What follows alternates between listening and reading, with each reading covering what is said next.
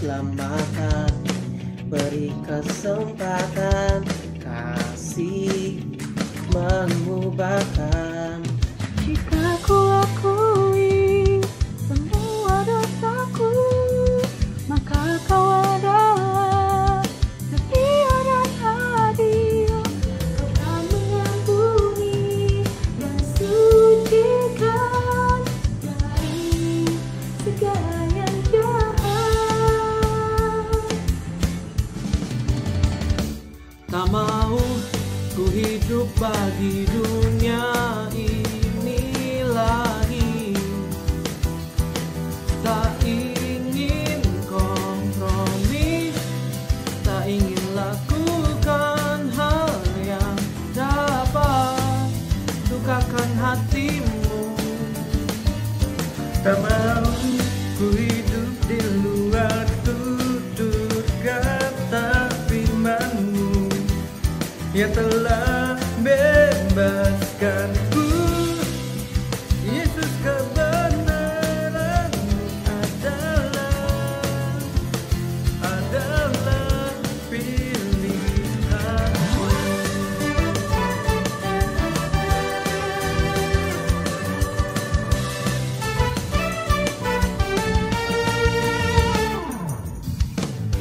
Oh Tuhan yang mulia, turun ke dunia untuk menebus segala dosa.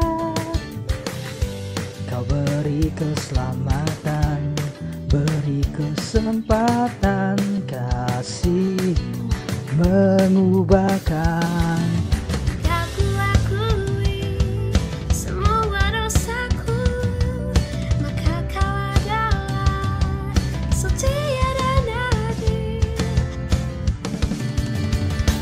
Tak mau ku hidup bagi dunia ini lagi. Tak ingin kompromi, tak ingin lakukan hal yang dapat lukakan hatimu.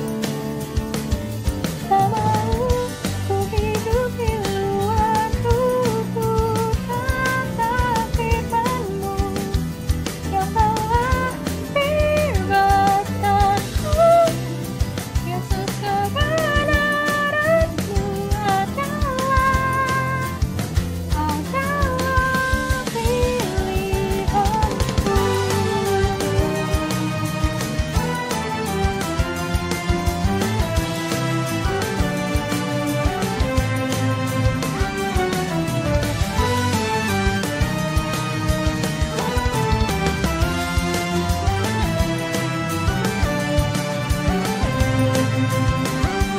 Tak mau ku hidup bagi dunia ini lagi. Tak ingin kompromi, tak ingin lakukan hal yang dapat lukakan hatimu. Tak mau ku hidup bagi dunia ini lagi. Tak ingin kompromi, tak ingin lakukan hal yang dapat lukakan hatimu.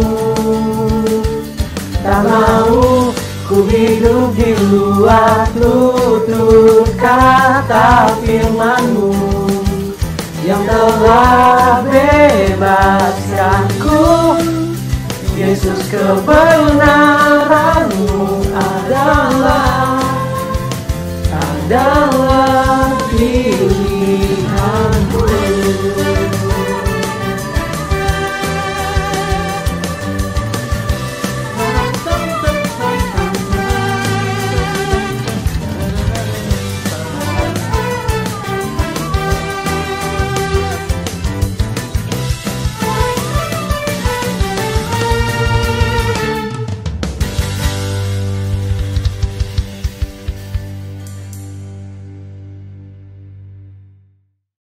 Shalom Jemaat Gereja Kristen Jakarta.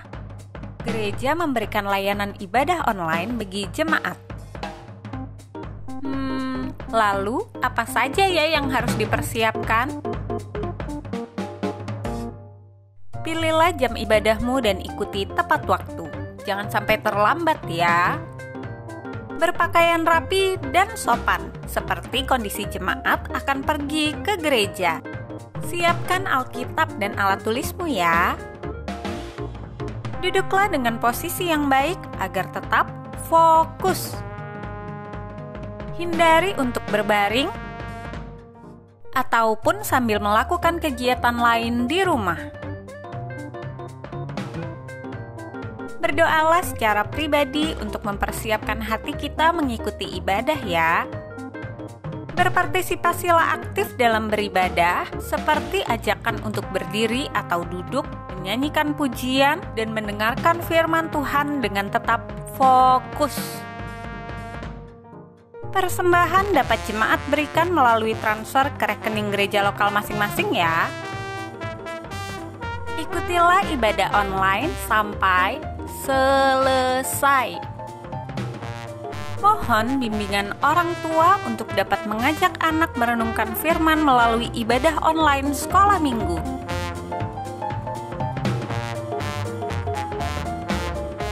Selamat beribadah, Tuhan Yesus memberkati. Shalom jemaat yang dikasihi Tuhan. Hari ini Minggu 23 Agustus, mari kita sama-sama mempersiapkan hati untuk melakukan ibadah bersama-sama. Saya undang kita untuk bangkit berdiri, kita masuk di dalam waktu teduh di hadapan Tuhan.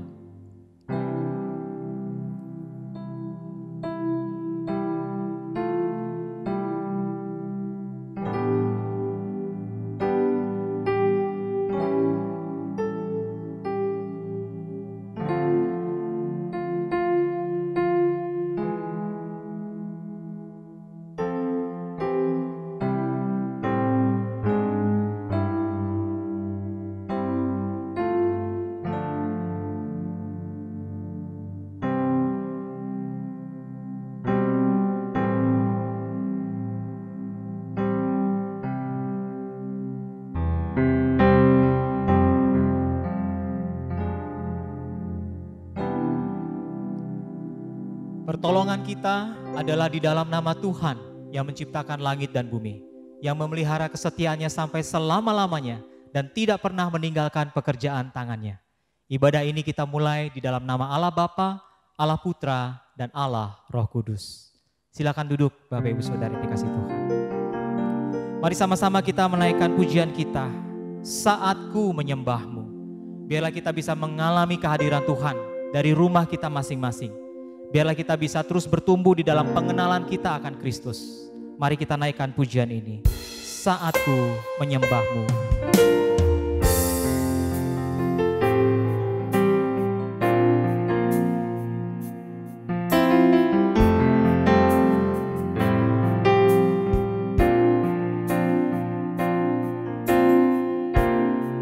Bersama-sama. Saatku menyembahmu, Roh-Mu bekerja. Saatku memujimu, Kau bertata di atas pujian. Sekali saatku menyembah, Roh-Mu bekerja.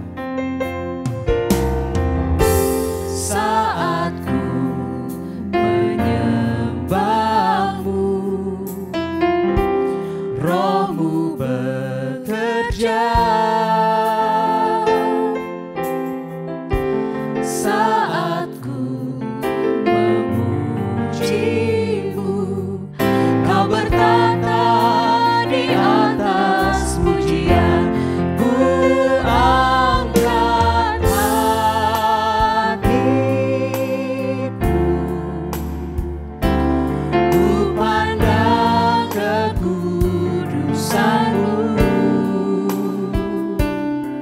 Saat ku sembah, ku puji-Mu, ku rasakan kehadiran-Mu Tuhan.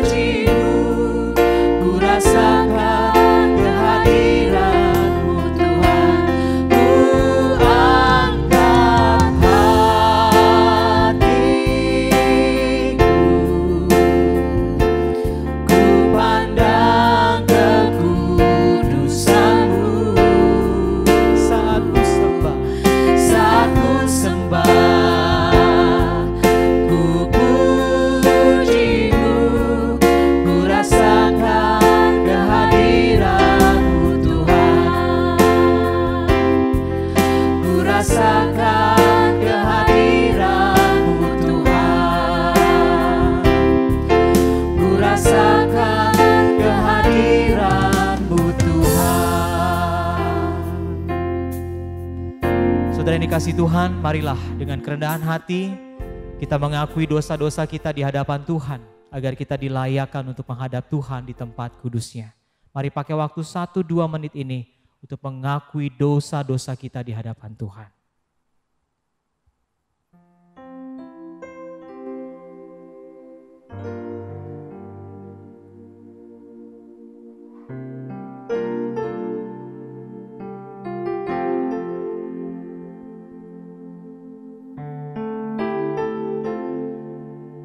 Ya Tuhan, kami mengakui segala dosa dan kesalahan kami, baik yang sengaja maupun tidak sengaja melalui perkataan perbuatan. Ampunilah kami, orang-orang yang berdosa ini. Berilah kami hati yang baru sehingga kami terus diubahkan oleh Allah Roh Kudus, sehingga kami dimampukan untuk memaknai apa artinya menjadi murid Kristus di tengah-tengah semua persoalan hidup ini. Kami datang menyerahkan ibadah ini dari awal sampai pada akhirnya ke dalam tangan Tuhan. Kami percaya Engkau hadir di tengah-tengah kami dimanapun kami berada. Kami serahkan untuk firman Tuhan, kiranya mengubahkan hati dan pikiran kami. Inilah hati kami Bapa.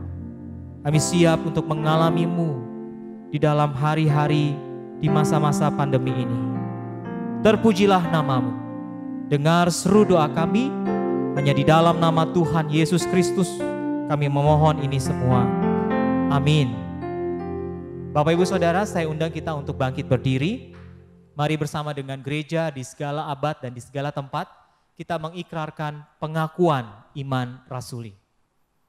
Pengakuan iman rasuli, aku percaya kepada Allah, Bapa yang Maha Kuasa, Khalik langit dan bumi, dan kepada Yesus Kristus, anaknya yang tunggal Tuhan kita, yang dikandung daripada Roh Kudus, lahir dari anak darah Maria, yang menderita sengsara di bawah pemerintahan Pontius Pilatus, disalibkan, mati dan dikuburkan, turun ke dalam kerajaan maut, pada hari yang ketiga bangkit pula dari antara orang mati, naik ke surga, duduk di sebelah kanan Allah, Bapa yang Maha Kuasa, dan dari sana Ia akan datang untuk menghakimi orang yang hidup dan yang mati. Aku percaya kepada Roh Kudus, gereja yang kudus dan am, persekutuan orang kudus, pengampunan dosa, kebangkitan tubuh, dan hidup yang kekal. Amin. Silakan duduk Bapak Ibu Saudara yang dikasihi Tuhan. Mari kita memuji pujian bersama, ku berbahagia, yakin teguh, Yesus abadi kepunyaanku. Biarlah pujian ini memberikan kita sebuah kepastian bahwa di tengah-tengah sebuah krisis pandemi ini yang masih panjang ini, kita tetap bisa bernyanyi dengan berbahagia, memuji Allah di dalam Kristus. Ku berbahagia, yakin teguh. Mari kita naikkan ketiga baitnya. Ku berbahagia, yakin teguh, Yesus abadi kepunyaanku. Aku warisnya, ku ditebus, ciptaan baru, Roh Kudus. Aku bernyanyi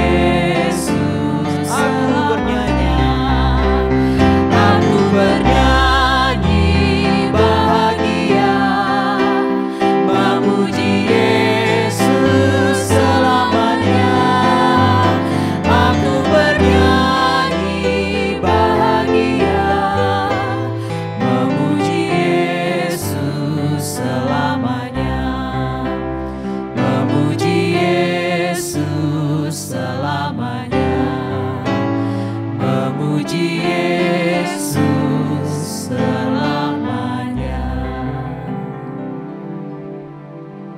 Mari sama-sama kita membuka bacaan bertanggapan di dalam kitab Amsal 7 ayat 1 dan 2 saja. Sekali lagi Amsal pasal 7 ayat 1 dan 2. Kita sama-sama membacakannya, hanya 2 ayat, Amsal 7 ayat 1 dan 2. Kalau sudah menemukan, mari dalam hitungan yang ketiga kita baca bersama-sama. 2, 3. Hai anakku, berpeganglah pada perkataanku dan simpanlah perintahku dalam hatimu. Berpeganglah pada perintahku dan engkau akan hidup. Simpanlah ajaranku seperti biji matamu. Demikian pembacaan responsoria kita pada pagi hari ini. Saudara, mari kita siapkan hati kita untuk mendengarkan firman Tuhan. Firman Tuhan disampaikan oleh Pendeta Kilat. Mari kita sama-sama menyanyikan satu buah pujian berjudul Mengikut Yesus. Biarlah pujian ini menjadi tekad kita untuk benar-benar mengikut Yesus. Mari kita naikkan pujian ini.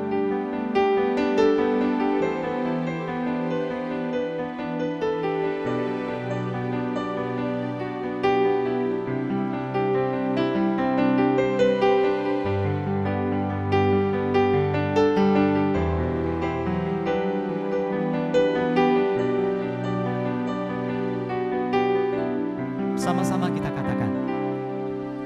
Semua karena anugerah-Mu hari ini ada.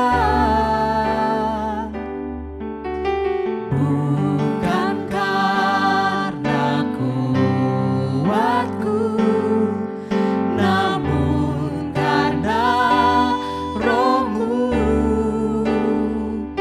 Ku bawa hatiku, penyembahanku, ku semakin berkurang, Yesus semakin bertambah. Mengikut Yesus, itulah kesukaan hatiku. Ku lepas semua aku untuk mengenal kehendaknya di hidupku. Mengiring Yesus, itulah kekuatan hidupku. Ku yakin anugerahnya mampu jadikanku hamba yang berkenan selalu.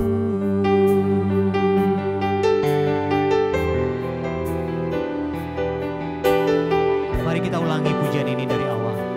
Sama-sama kita katakan.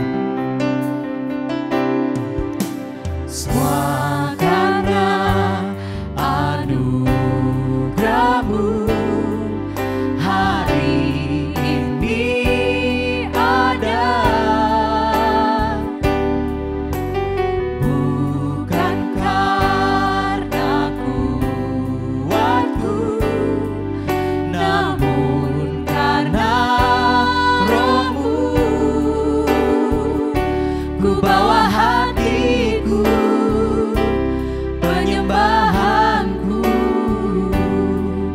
ku semakin berkurang, Yesus semakin bertambah.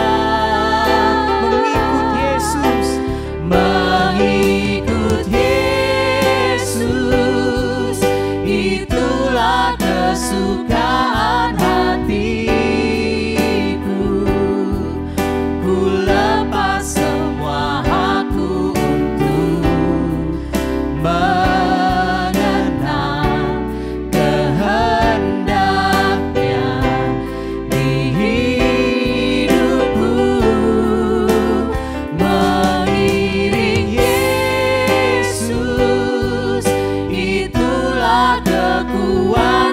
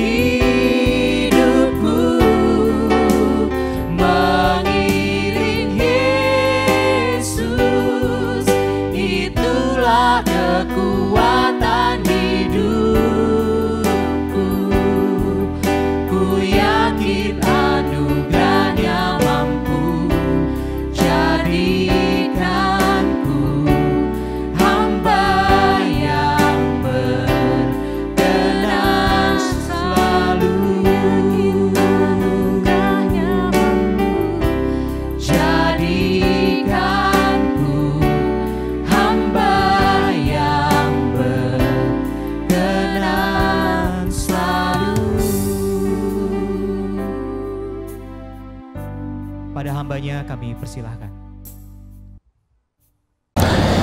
Shalom Bapak Ibu dan Saudara sekalian yang dikasihi Tuhan. Salam dari saya Pendeta Kirat Lembong dari Philadelphia, Amerika, dan bersyukur hari ini kita boleh bersama-sama kembali ibadah online.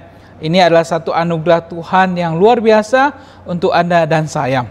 Pada pagi hari ini saya mau mengajak kita merenungkan sebuah tema, yaitu mengalahkan pengertian lama. Yang saya ambil nats Alkitab dari Efesus pasalnya yang kelima, ayat yang ke-15 hingga ayatnya yang ke-17. Saya akan bacakan untuk kita semua. Karena itu perhatikanlah dengan seksama bagaimana kamu hidup. Janganlah seperti orang bebal, tapi seperti orang arif. Dan pergunakanlah waktu yang ada, karena hari-hari ini adalah jahat. Sebab itu janganlah kamu bodoh, tapi usahakanlah supaya kamu mengerti kehendak Tuhan. Mari sebelum kita dengar firman Tuhan, kita berdoa bersama-sama. Kami bersyukur karena kami boleh beribadah walaupun dengan cara online. Dan terlebih lagi kami akan membaca, merenungkan, dan juga melakukan firman Tuhan di dalam kehidupan kami masing-masing. Berkati hamba-Mu yang menyampaikan maupun jemaat yang mendengar, sehingga yang menyampaikan dan yang mendengar boleh sama-sama mengalami kuasa, mukjizat, anugerah daripada firman Tuhan yang akan menuntun, memperbaiki, yang mengarah kami sebagai anak-anak Tuhan. Terima kasih ya, waktu pemberitaan firman Tuhan berserahkan hanya di dalam nama Tuhan kami, Tuhan Yesus Kristus. Amin. Saudara sekalian dikasih Tuhan, di Korea Selatan ada satu tempat pemulihan namanya Hyungwon Healing Center. Banyak yang datang mengunjungi tempat ini, bahkan menurut catatan ada 25.000 orang yang sudah ikut di dalam tempat pemulihan ini.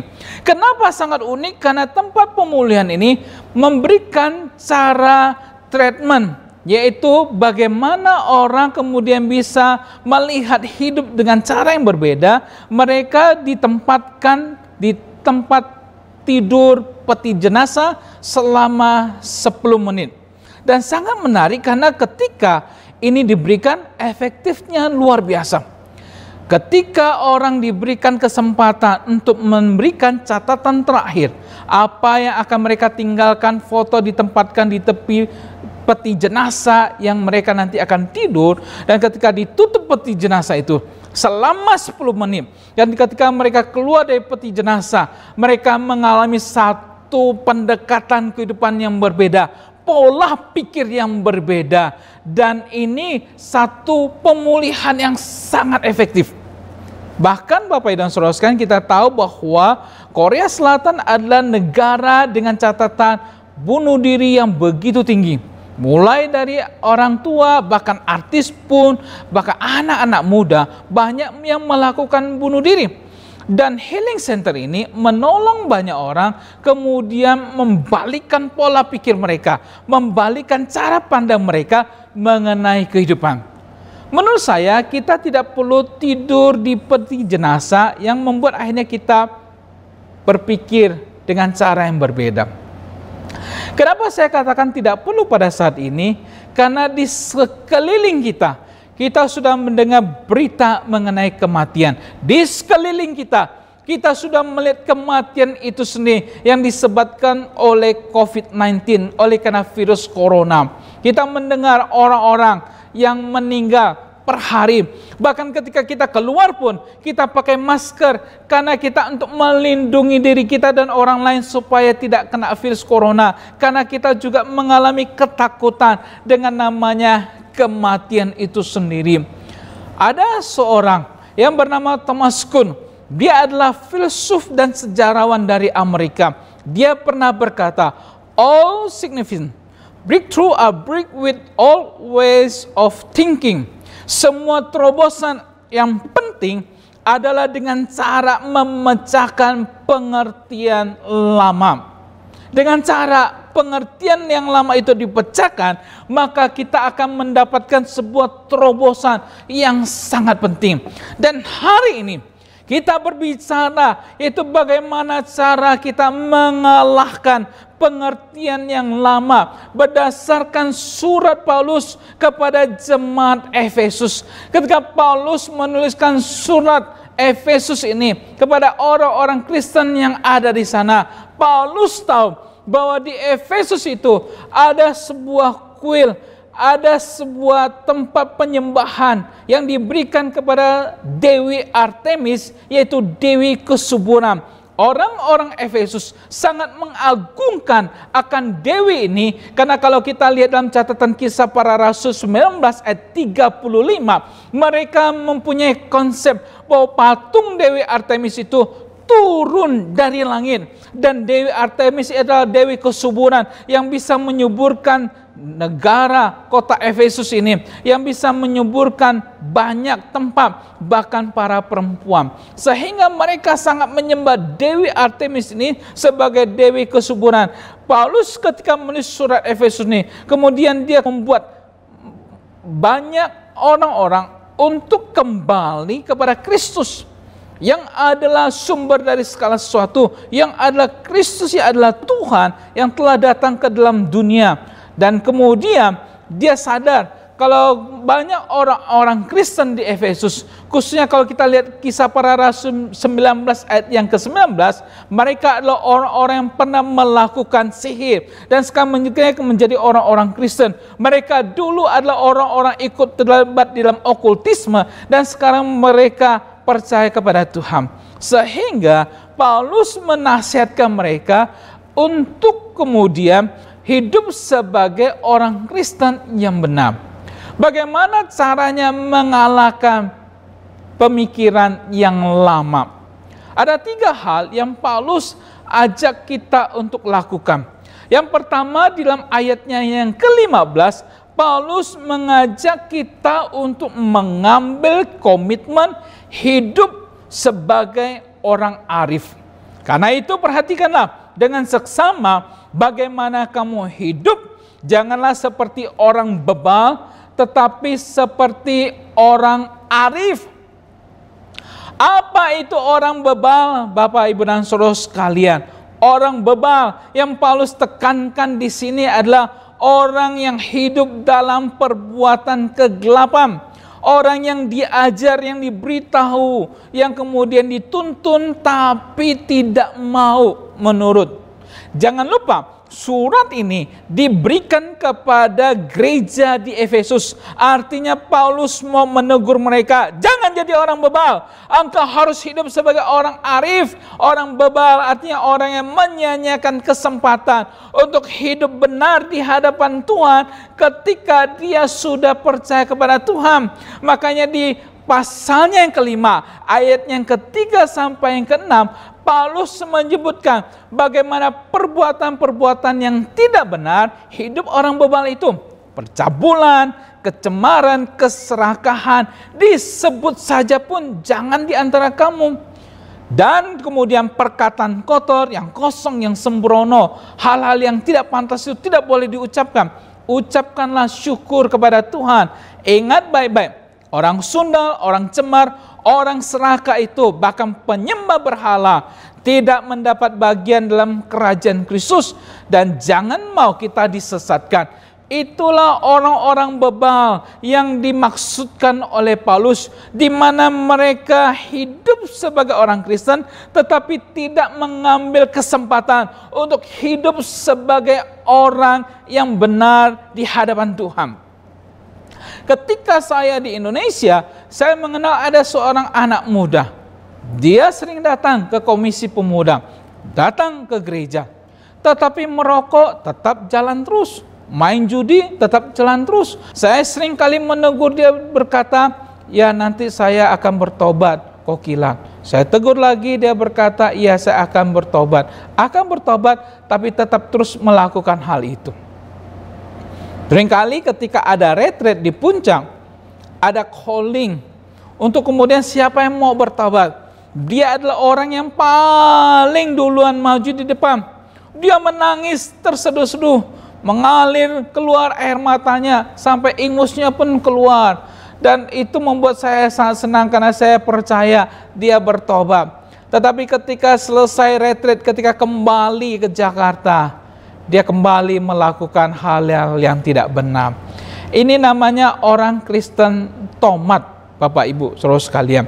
Hari ini bertobat, besok kumat. Ini yang disebut orang bebal. Di Amerika ini pernah dikagetkan karena di bagian distrik Iowa ada sebuah kasino yang didirikan oleh gereja. Gereja dirikan tempat judi. Namanya The Golden Plate Casino. Bahkan gereja ini memberikan semboyan, "It's not gambling, it's for Jesus." Ini bukan judi kalau untuk Yesus. Kalau kamu datang ke kasino, kalah, anggap itu persembahan untuk Tuhan. Kalau menang, itu berkat Tuhan untukmu. Maka saudara sekalian bisa bayangkan, ketika gereja mengajarkan cara seperti ini, untuk jemaat datang main judi dan dihalalkan. Ketika datang beribadah, maka selesai ibadah mereka sama-sama pergi ke tempat judi, ke kasino. Maklum orang Kristen sebelum main judi doa dulu, Tuhan Yesus tolong biar menang. Dia nggak sadar kalau di sampingnya itu majelis gereja, belum datang dia udah doa puasa dulu, lebih hebat lagi. Sambil main kartu, dia kocok kartu, nyanyi lagu rohani. Maklum orang Kristen, ku menang bersama Yesus Tuhan, ku menang. Menyedihkan bukan kalau ada kondisi seperti ini? Inilah yang Paulus tekankan. Hiduplah sebagai orang arif. Jangan orang bebal. Arif itu artinya bagaimana kita jalani kehidupan ini dengan sangat hati-hati dan tidak sembrono. Kita hidup terus di dalam terang firman Tuhan. Makanya di pasal yang kelima ayat 8b sampai yang ke-9, Paulus bilang gini, hiduplah sebagai anak-anak terang. Karena hanya terang berbuahkan kebaikan dan keadilan dan kebenaran. Hidup sebagai anak-anak terang. Karena engkau sudah mengenal terang yang sesungguhnya, yaitu Yesus yang datang ke dalam dunia, yang menerangi hatimu, maka engkau harus hidup sebagai anak terang. Terang yang sesungguhnya. Karena ketika engkau hidup dengan terang Yesus, maka engkau akan membuahkan kebaikan, engkau akan berbuahkan keadilan, engkau akan berbuahkan kebenaran di dalam hidupmu. Dan engkau akan sungguh berhati-hati dalam kehidupanmu, engkau akan menjadi orang arif yang sesungguhnya bagi Tuhan. Ada seorang bernama Anton Chandler Lavey. Dari namanya, kita tahu dia tidak lahir di Pontianak, apalagi di Singkawang. Kalau Singkawang mungkin namanya Akhoy. Anton Chandler Lavey ini lahir di San Francisco, di Amerika ini. Dia lahir dalam keluarga yang kurang baik. Papanya seringkali pukul dia ketika mabuk. Sehingga waktu kecil dia seringkali belajar magic, sulap. Ketika dia besar, dia menjadi pemain sulap di sebuah sirkus. Sampai akhirnya bosan, dia menjadi seorang juru foto di kepolisian San Francisco. Tiap hari, Anton Chandler Lavey ini bersama dengan polisi melihat kriminal, pembunuhan, perampokan, pemerkosaan, darah tiap hari. Karena dia foto, dokumentasi, dia kasih ke polisi. Anton Chandler Lavey lalu berpikir, ternyata San Francisco tidak seperti lagu Sweet Memory dulu. If you going to San Francisco, be sure the way some gentle people there. Kalau kamu ke San Francisco, pasti berjumpa dengan orang-orang yang gentle, yang lembut. Enggak, kriminal juga banyak di sana. Anton Chandler Lavey berpikir, adakah Tuhan? Kalau Tuhan ada, kenapa Tuhan tidak mencegah kriminal itu terjadi? Ketika seorang hendak membunuh, dia keluarkan pisau, dia enggak tusuk. Maka Tuhan berkata, stop. Tuhan ambil pisaunya, Tuhan ganti dengan pisang. Ketika Tuhan berkata, oke, gerak lagi. Tusuk loh, kaget. Ternyata pisaunya jadi pisang. Bisakah Tuhan berbuat seperti itu? Bisa. Tapi kenapa enggak? Makanya Anton Chandler Lavey meragukan Tuhan. Stres dengan pekerjaannya ini, kemudian dia pindah menjadi seorang pemain piano di sebuah bar. Barnya ini menyajikan sebuah acara yang paling disuka oleh pria, yaitu tarian striptease, tarian telanjang. Anton Jean Dorlave berkenalan dengan para pelanggan. Kenal orang-orangnya, kebanyakan bapak-bapak, dia kenal namanya. Satu kali hari Minggu dia tidak bekerja. Dia lewat sebuah gereja, dari jauh dia melihat ada seorang pendeta berdiri di pinggir pintu gereja dan menyalami jemaat yang keluar. Tuhan berkati, Tuhan berkati. May God bless you, may God bless you. Dari jauh Anton Jean Dorlave melihat, ini orang baik. Hari Minggu datang ke gereja beribadah. Tapi ketika makin dekat dengan gereja itu, dia kaget. Karena ketika dia melihat beberapa bapak-bapak yang keluar dari gereja itu adalah orang-orang yang sering kali datang ke bar dia, para pelanggan. Maka Anton Jean Dorlave, dia berdiri dan berkata, ini orang munafik. Hari Minggu dia pergi ke gereja, tapi Senin sampai Sabtu ada di tempat saya. Maka Anton Jean Dorlave berkata, kalau begitu kekristenan tidak dapat merubah manusia. Betul Bapak Ibu, kekristenan tidak dapat merubah manusia. Hanya Yesus yang mampu merubah manusia. Kalau Anda datang ke gereja 5 tahun, 10 tahun, tapi Anda belum pernah menerima Yesus sebagai Tuhan dan Juru Selamatmu, maka engkau akan tetap sama. Ke gereja, tetap ke gereja. Nyontek tetap terus, merokok tetap terus, melakukan hal-hal yang tidak baik, korupsi tetap jalan terus, karena Anda tidak ada Yesus. Ketika Yesus ada dalam hatimu, maka engkau akan mengalami perubahan. Dan itulah yang kemudian terjadi ketika orang-orang Kristen di San Francisco, mereka ke gereja tapi tidak ada Yesus dalam hatinya, maka mereka tetap hidup dalam kondisi yang sama. Anton Jean Dorlave lalu berkata, saya akan dirikan sebuah gereja yang tidak ada kemunafikan. Orang mau melakukan apa saja, silakan. Mau membunuh, mencuri, atau melakukan apa saja, kita dukung. Dan dia dirikan gereja namanya Gereja Setan. Dimulai karena ada kemunafikan orang-orang Kristen di San Francisco yang datang ke gereja, tapi hidupnya orang bebal. Saudara sekalian kasih Tuhan, Paulus mengingatkan orang-orang Kristen di Efesus, hidup sebagai orang arif, jangan hidup sebagai orang bebal. Mari kita koreksi diri kita masing-masing. Sudahkah kita hidup sebagai orang yang arif, Bapak Ibu dan saudara sekalian, dan bukan orang bebal?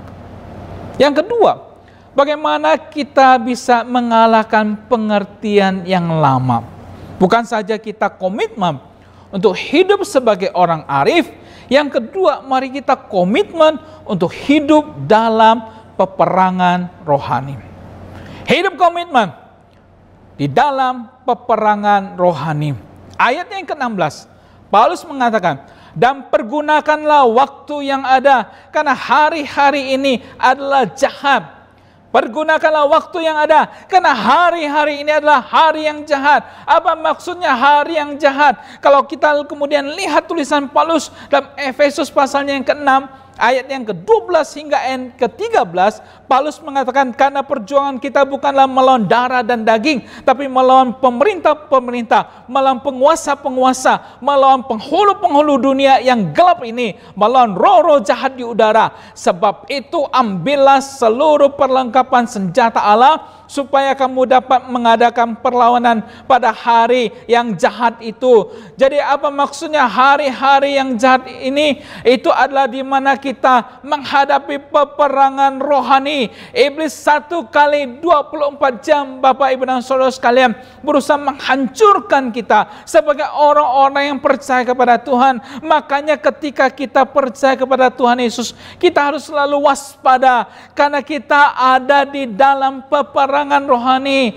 Pada saat ini, waktu ini, kairos ini yang Paulus tekankan, ini adalah momennya kita, momentumnya kita, kesempatan kita.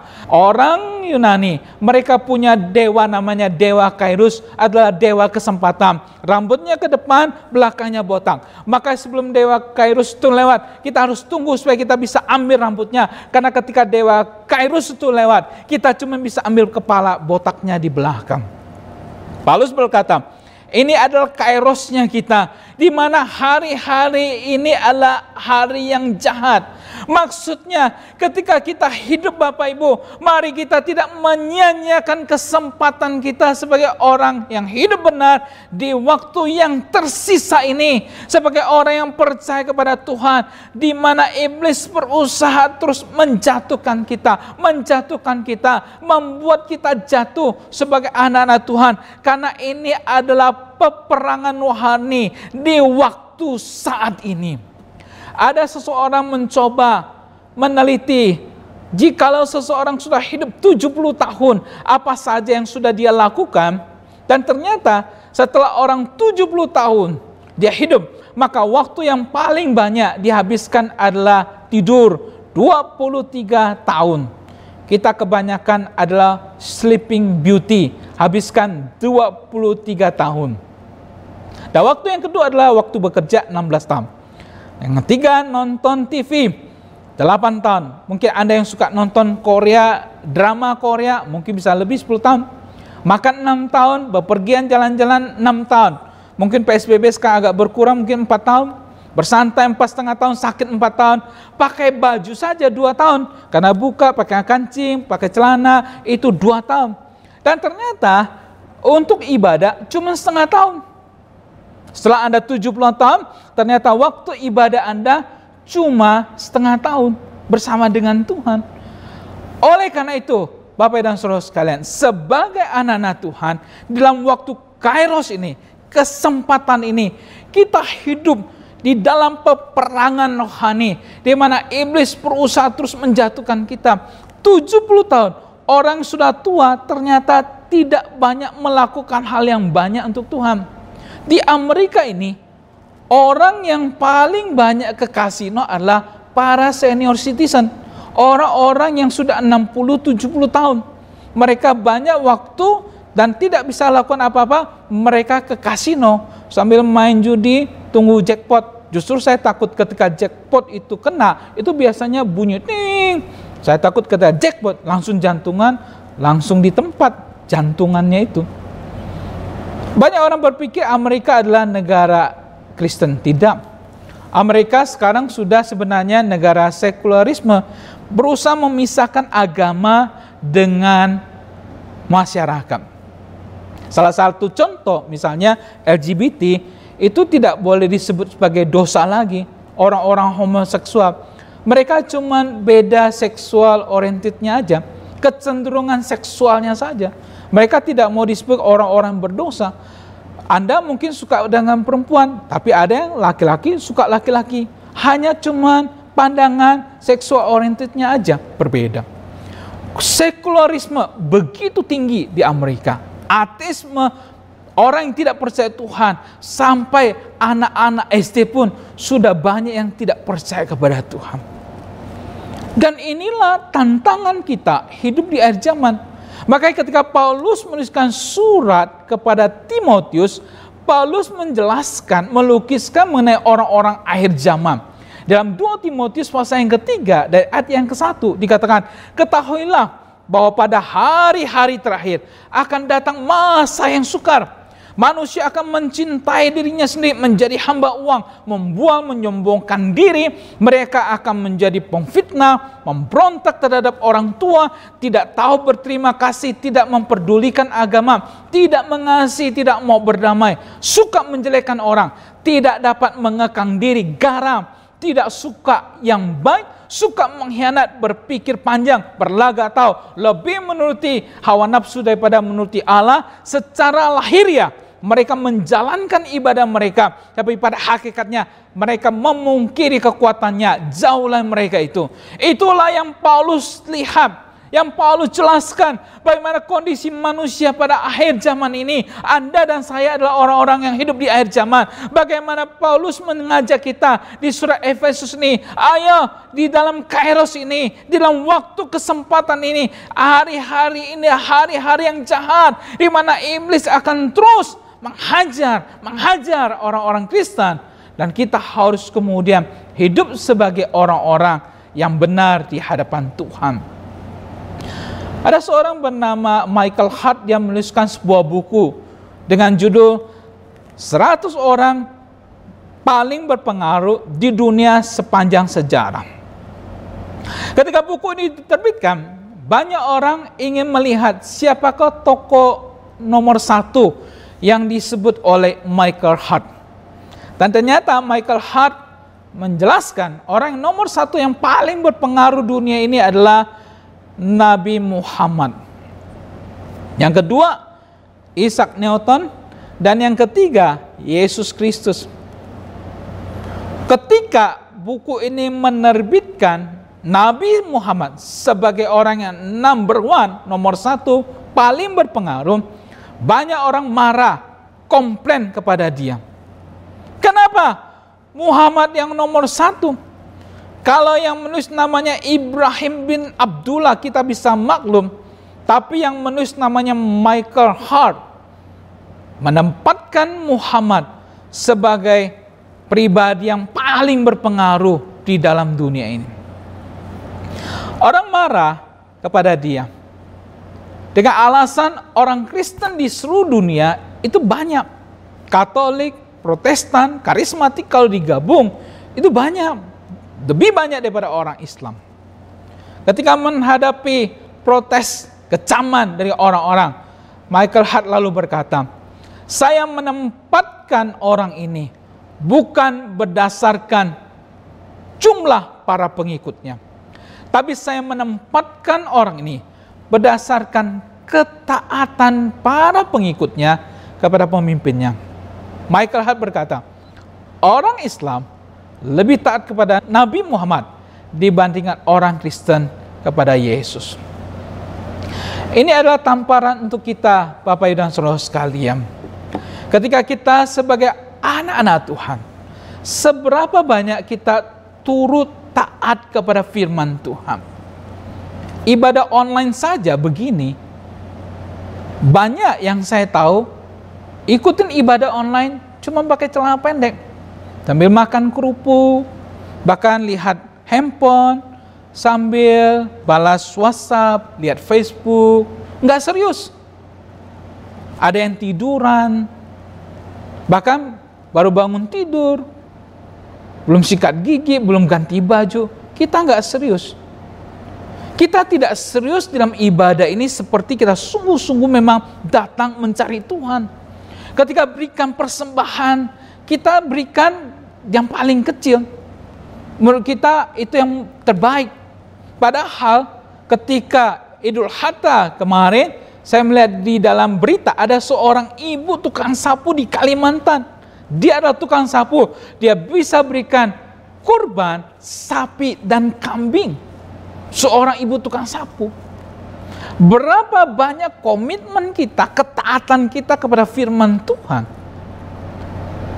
di dalam situasi akhir zaman ini, Bapak Ibu. Orang Islam mereka sholat sehari 5 waktu. Orang Kristen 5 hari belum tentu doa sewaktu-waktu.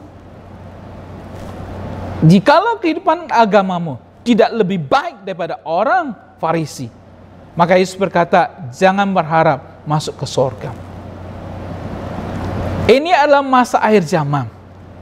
Paulus mengatakan, hari-hari yang jahat ini, Kairos ini, pakailah kesempatan selama ada waktu kita hidup dalam masa sekarang ini.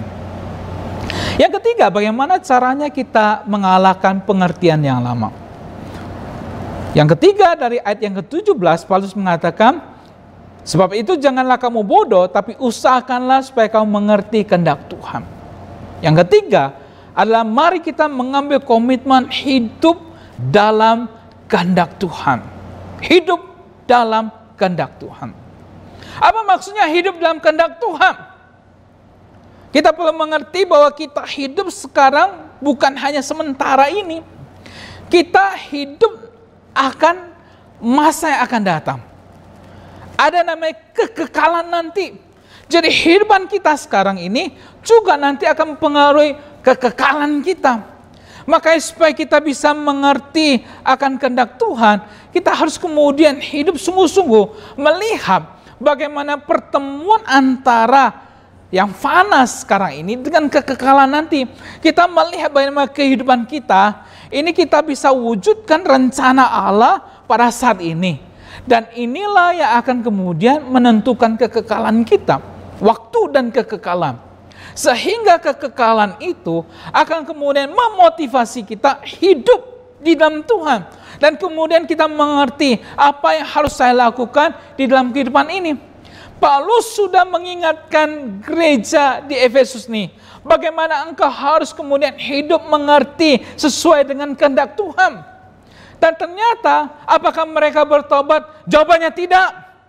Karena kalau kemudian kita lihat dalam surat Wahyu yang ditulis oleh Rasul Yohanes, Tuhan mengingatkan gereja Efesus ini kembali melalui Rasul Yohanes. Dan Wahyu pasalnya yang kedua, ayat yang keempat hingga yang kelima. Di situ dikatakan, namun demikian aku mencela engkau. Aku mencela engkau, kata Tuhan, karena engkau telah meninggalkan kasih-Mu yang semula. Sebab itu ingatlah betapa dalamnya engkau telah jatuh. Ternyata gereja Efesus ini ketika diingatkan oleh Paulus hidup cari kehendak Tuhan, ternyata mereka bukan saja hidup mencari kehendak Tuhan, tapi lebih parah lagi, mereka sudah kehilangan kasih yang mula-mula. Datang ke gereja ya begitu saja, melayani ya begitu saja, tidak ada semangat yang menyala-nyala, yang berapi-api di dalam kehidupan mereka. Maka Tuhan mengingatkan kembali peringatan melalui Rasul Yohanes. Ingat betapa dalamnya engkau sudah jatuh. Bertobat, lakukan lagi. Karena kalau tidak, aku akan datang kepadamu dan mengambil kaki dianmu dari tempatnya jikalau engkau tidak bertobat. Mereka bertobat? Tidak. Di mana gereja Efesus sekarang? Tinggal puing-puing saja. Maka hari ini Bapak Ibu, Tuhan mengingatkan kita kembali betapa dalamnya kita juga sudah jatuh. Bertobatlah, kembali kepada Tuhan dengan kasih yang mula-mula, dengan semangat yang menyala-nyala. Tidak semua Anda perlu jadi pendeta, tidak perlu. Kalau Anda jadi pengurus, jadi majelis, jadilah majelis jadi pengurus yang baik. Anda guru sekolah minggu, jadilah guru sekolah minggu yang baik. Persiapan yang terbaik untuk anak-anak sekolah minggu. Anda penyambut, jadilah penyambut yang baik. Karena orang datang berjumpa dengan Anda sebelum berjumpa dengan pendeta. Anda besuk, jadi tim besuk yang baik. Tidak gosipin, tapi justru mendoakan orang-orang yang ada. Anda petugas kolektan, lakukan kolektan dengan baik.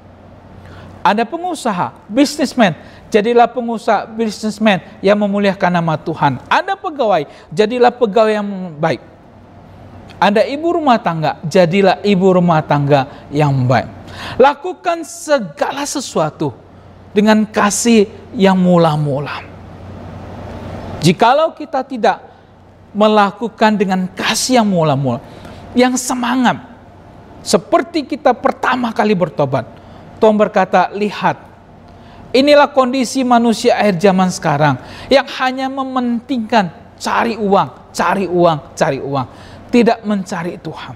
Semangat mencari uang, tapi tidak semangat melayani Tuhan. Tidak berkobar-kobar di dalam gereja, hanya datang ke gereja lalu pulang, hanya jadi pengurus, hanya jadi sekolah minggu biasa saja, yang kemudian persiapan pada malam minggu. Bertobat Bapak Ibu dan Saudara sekalian. Mari kita lakukan kembali dalam pelayanan yang menyala untuk Tuhan. Untuk menutup khotbah saya mau menceritakan mengenai seorang pengurus di GKJ Jembatan Besi. Ibu ini sudah tidak menjabat lagi sebagai pengurus. Namanya Ibu Jong Ju-chin. Ibu Jong Ju-chin ini adalah seorang ibu yang biasa, membiayai hidupnya dengan menjahit. Sangat simpel. Dan ketika dia bertobat, dia pergi ke GKJ Bandengan. Waktu itu pendeta Titus Kurniawan. GKJ Jembatan Besi belum ada. Pendeta Titus Kurniawan berencana membuka pos PI di Jembatan Besi karena dia tahu banyak orang-orang HK di sana. Maka disewalah sebuah ruko di belakang apotik Jembatan Besi. Waktu itu belum ada pendeta di GKJ Jembatan Besi. Ibu Jong Ju-chin ini begitu mengasihi Tuhan ketika dia percaya Tuhan. tidak pernah absen ke gereja. Walaupun tiap minggu dia harus naik bajai ke gereja. Dengan segala kesederhanaannya dia. Tiap minggu selesai pulang dari GKJ Bandengan, dia pergi ke pos PI Jembatan Besi yang belum ada yang tinggal. Dia sapu, dia bersihkan, dia pel pos PI itu supaya nanti sore ketika sekolah minggu datang, jemaat datang beribadah, pos PI itu sudah bersih, sudah rapi. Selesai membersihkan, dia pulang ke rumah, dia mandi, dia kembali lagi ke gereja. Sambil jalan dia mencari orang-orang, dia injili supaya bisa dia ajak pergi ke gereja. Sambil membeli kue khas Kalimantan, dia bawa dan dia sediakan untuk para pengkhotbah, para pendeta yang datang. Ibu ini lakukan terus-menerus, rutin setiap minggu. Sekarang dia sudah 77 tahun, tidak bisa berdiri, makan pun disiapin oleh suster. Tapi apa yang sudah dikerjakan oleh dia meninggalkan bekas yang sangat banyak. Gereja GKJ Jembatan Besi ada sampai saat ini. Karena salah satu, karena ada Ibu John Jucin ini yang melayani Tuhan dengan segala kesederhanaannya. Kenapa saya tahu cerita Ibu John Jucin ini? Karena beliau adalah mama saya sendiri, yang saat ini sudah tidak bisa ke gereja lagi, sudah tidak bisa melayani lagi, berdiri pun tidak bisa. Tapi ibu saya sudah mengambil waktu kairosnya melayani Tuhan. Bahkan di dalam komitmen dia cari kehendak Tuhan, dan dia fokuskan Tuhan, dan dia layani Tuhan. Saudara sekalian dikasih Tuhan, bagaimana cara kita mengalahkan pengertian yang lama? Yang pertama, mari kita komitmen hidup sebagai orang arif. Hidup sungguh-sungguh di hadapan Tuhan. Karena kita sadar saat ini, kairos ini adalah peperangan rohani. Sehingga kita perlu mengambil komitmen untuk hidup dalam peperangan rohani. Karena iblis akan terus berusaha menjatuhkan kita. Dan yang ketiga, bagaimana kita mengambil komitmen untuk hidup mencari kehendak Tuhan. Tuhan akan memberkati kita jikalau kita melayani Dia dengan sungguh-sungguh, dengan kasih yang mula-mula. Ingatlah, Efesus sudah diperingatkan oleh Tuhan. Hari ini Tuhan juga berbicara kepada Anda dan saya. Mari tinggalkan pengertian yang lama, kehidupan yang lamamu itu, pola pikir yang lama. Kita datang dengan mencari kehendak Tuhan. Dan Tuhan akan memberkati Anda dan keluarga Anda dan pekerjaan Anda. Mari kita berdoa. Kami tahu ya Tuhan, kami hidup di akhir zaman ini. Kami sadar iblis berusaha menjatuhkan kami sebagai anak-anak Tuhan. Ajarkan kami untuk mengambil komitmen hidup sebagai orang arif di hadapan Tuhan, yang boleh memuliakan nama Tuhan. Kami sadar ya Tuhan, iblis berusaha menjatuhkan kami 1 kali 24 jam. Kami butuh bantuan, pertolongan daripada Allah Roh Kudus yang boleh menguatkan kami. Untuk kami boleh mempunyai hikmat, mengerti hidup sebagai anak-anak Tuhan, mengerti akan kehendak Tuhan, dan melayani Tuhan dengan kasih yang mula-mula. Berkati GKJ di setiap cabang, tempat, berkati para pengurus sinode, berkati para pengurus setiap cabang, dan juga hamba-hamba Tuhan. Kami percaya GKJ boleh Tuhan pakai untuk menjadi berkat bagi banyak orang. Ini doa dan suan kami Tuhan. Demi nama Tuhan kami, Tuhan Yesus, kami berdoa. Amin. Terima kasih Bapak Ibu, Tuhan Yesus berkati. Shalom Aleichem. Terima kasih untuk Pendeta Kilat yang telah menyampaikan firman Tuhan pagi hari ini.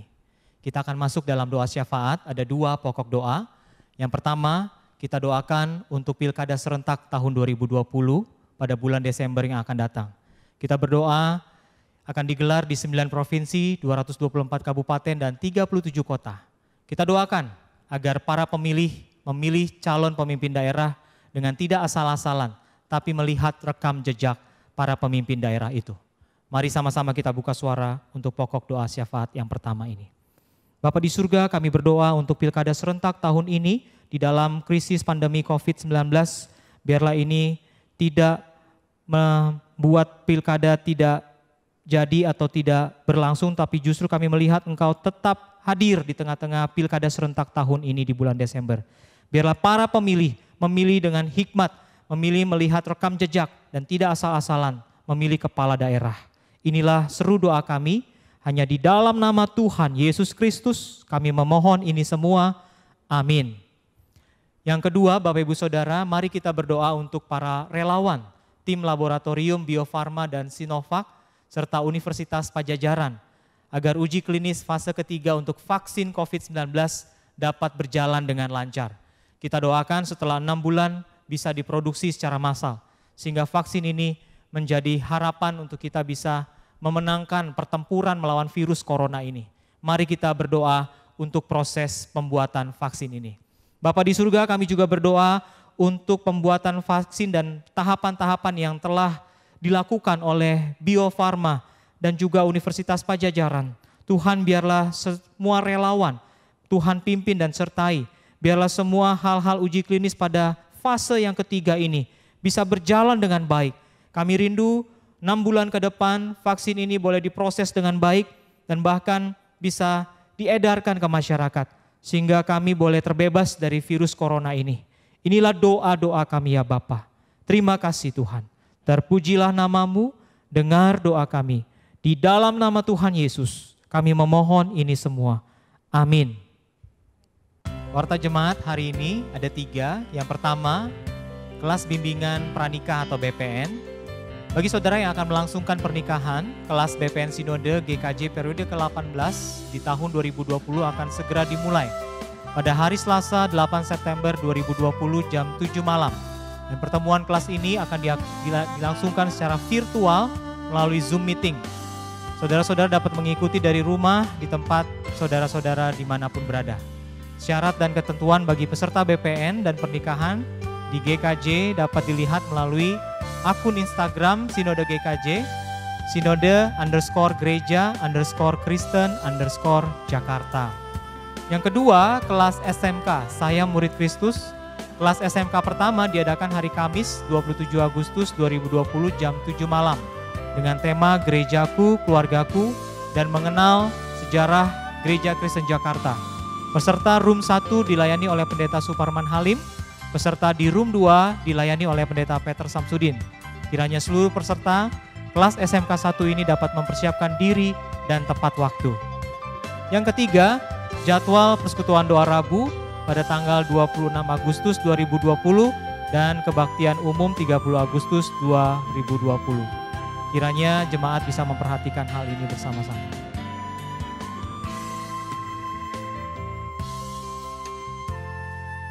Demikian warta pada pagi hari ini.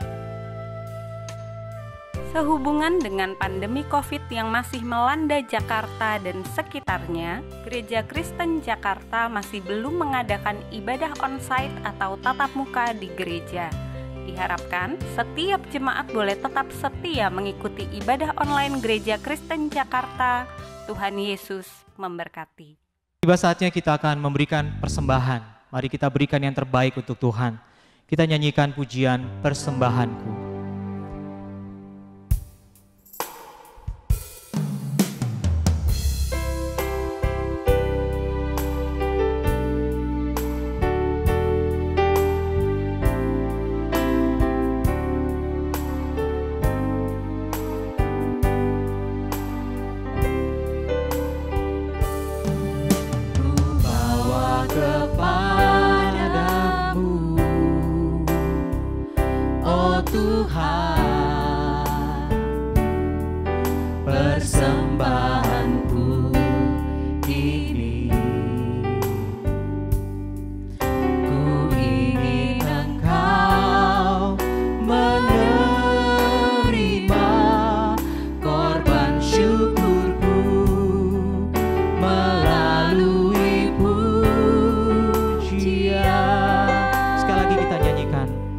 Ku bawa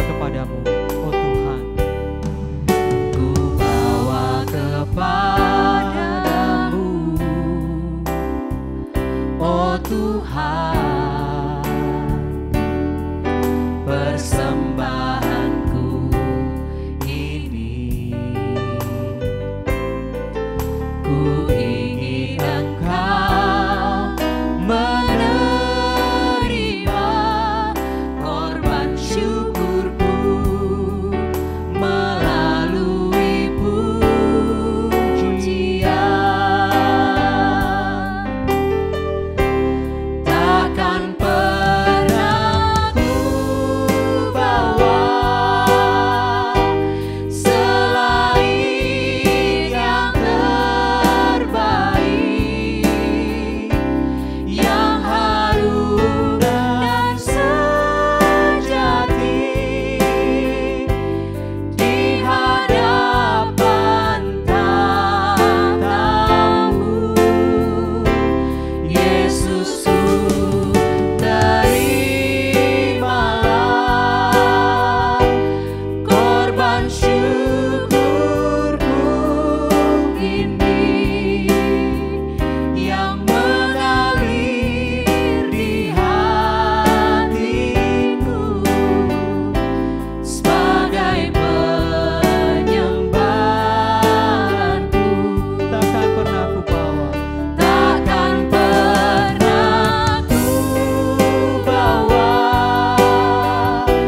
selain yang terbaik, yang harum dan sejati di hadapan tatamu. Yesusku, terimalah korban syukurku ini yang mengalir di hatimu sebagai penyembahan yang mengalir yang mengalir di hatiku sebagai penyembahanku.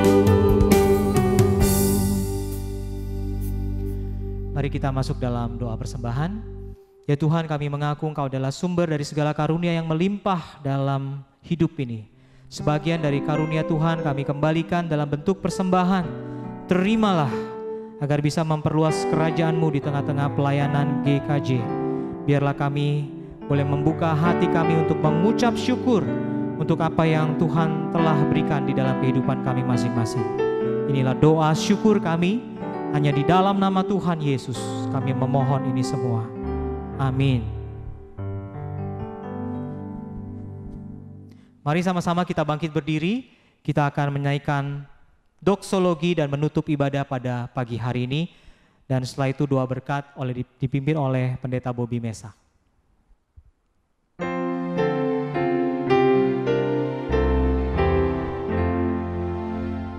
Puji Allah Bapa Putra, puji Allah Roh Kudus, ketiganya yang esa. Pohon zaman sumber berkah.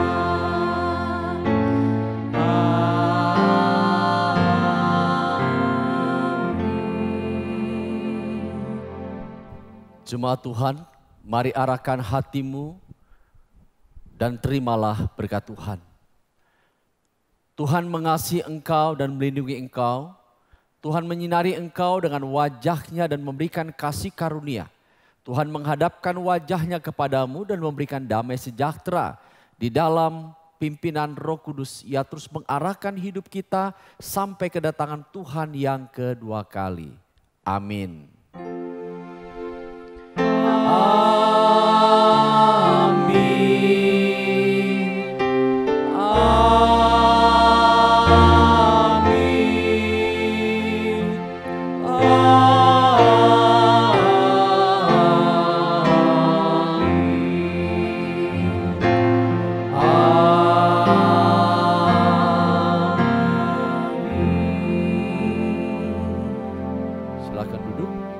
selesai. Tuhan Yesus memberkati.